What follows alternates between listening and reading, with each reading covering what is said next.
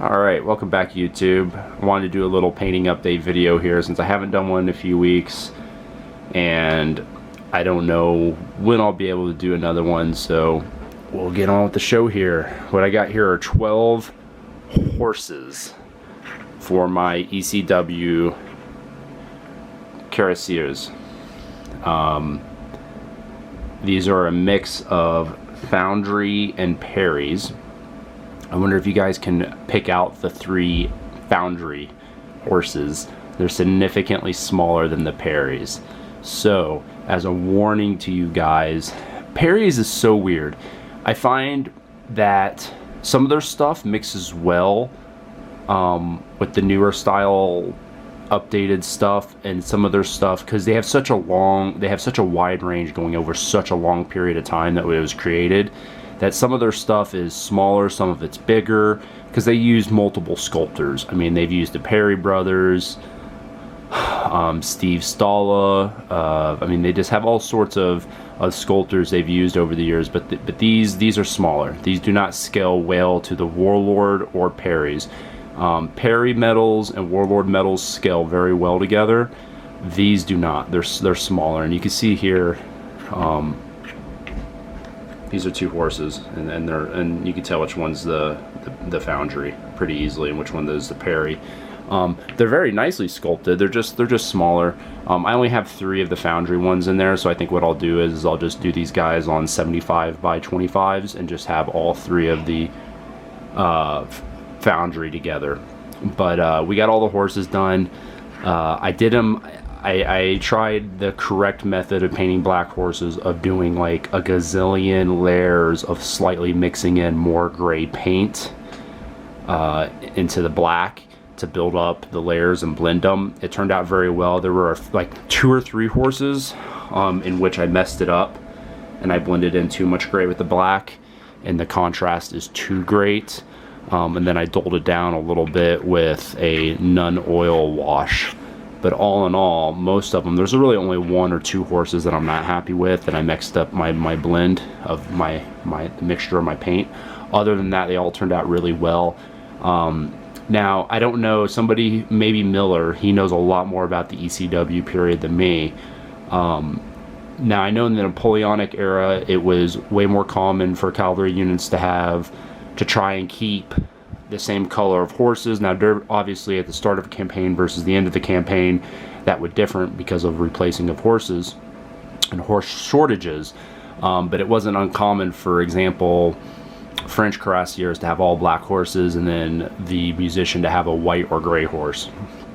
Same thing with British hussars or you know, Kingsguard cavalry or whatever, right? So I decided to do these guys kind of in that fashion. I did a whole unit with the black horses and then a gray horse for the musician. And that musician, the reason why he's actually on the horse is because that is a unicast model. Very cool model from Perry's, all one piece, which I really, really appreciate.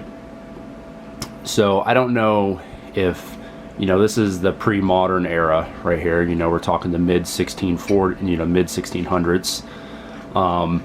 I don't know if you would have saw, you know, a unit of cuirassiers all with the same colored horse, and with the musician with the different colored horse, as was more common in the 18th and 19th century. So maybe Miller can chime in there, but that's how I decided to do these guys. Did them all black with the gray horse for the musician. I really like how the gray horse turned out. I think this is the best gray horse I've done yet. Yeah, I just think I nailed the mixtures on him. I did the highlights right, the mixtures right, everything just turned out right. I did them with the blonde hair, the blondish mane there and tail. But yeah, I really like how the gray horse turned out. And like I said, like 9 of the 11 black horses turned out right. It was just like 2 that I bonked up the paint on. But you know, that is what it is. Definitely this is the best attempt at black horses. This is like my 4th cavalry unit I've painted ever. So 5th maybe. And I think, and I've been wanting to work on my black. My black has been like, black horses has been where I've been struggling at. So I did it right. And then for the hair, all I did on the hair is I got a base coat of black, and then I did a dry brush of like Necromancer cloak from Army Painter, which is like a really dark gray, probably similar to a dark Panzer gray from Vallejo, or that Panzer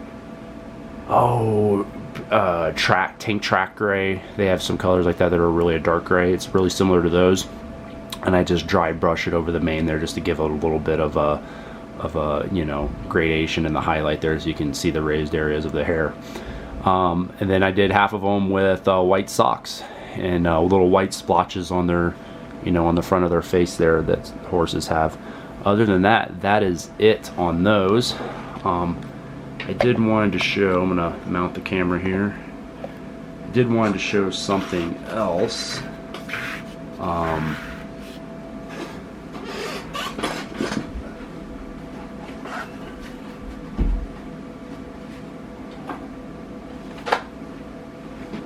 I've been wanting to try Blitzkrieg Miniatures resin kits. So I placed an order with Sherwood Games, and this isn't Blitzkrieg. Oh man, I don't have this set up right to have it in frame. Might have to shift the camera a little bit here to the wall, sorry. But this is the 2012 plastic kit. This is the SDKFZ 251/10, which means it has the Pack 36. In the Wehrmacht and in the Waffen-SS, these would have been common for company commander vehicles. Not always. Very situationally dependent. Early on, you would have saw these probably more in the early and mid part of the war. In the late war, not so much, as these guns were really ineffective. But as the Wehrmacht was re-equipping with the Pack 38 and the Pack 40, they took a lot of the Pack 36s, and they were like, let's just chuck them on the Panzer Grenadier units to give them a little bit more firepower. This is going to be for Barbarossa. So now what's interesting is Warlord makes 2 or 3 different kind of SDKFZ 251/10s, but they don't label them D or C. This is a C. So if you see this specific box art, this is the C variant, which would be the early war variant for Barbarossa. It's kind of tricky on how they do it, and the reason why I dissected the boxes, and I think the way I discovered it, is one of the retailers had a picture of the back of the box, and you can see the slant back hatches. So the D version was a simplified version. Obviously it's a later version where they just went flat hatch on the back, and you can see the angled hatches for the troop compartment there on the C version. So that's ultimately how I was like, oh man, I hope this isn't just a photographing glitch, this is the actual photograph of a model that they're sending, and it is.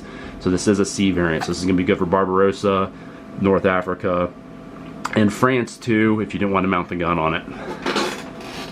Now, I just decided I was going to go balls deep into Blitzkrieg Miniatures.